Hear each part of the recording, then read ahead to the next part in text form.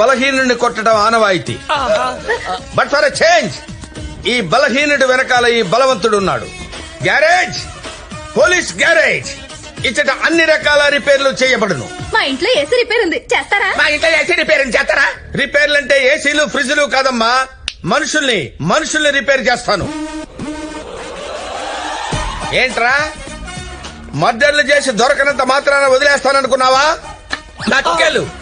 మక్కెలు ఎరక్కొడతాను. నువ్వేంటే ఇలా గుడ్లప్పగించి చూస్తున్నావు? ఏంటి దెయ్యం గేటప్ప?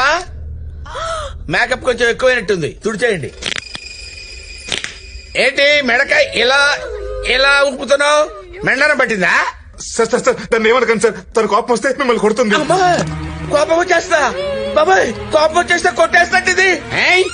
అలాగే చూసావంటే గుడ్లు 2 పీకేస్తా.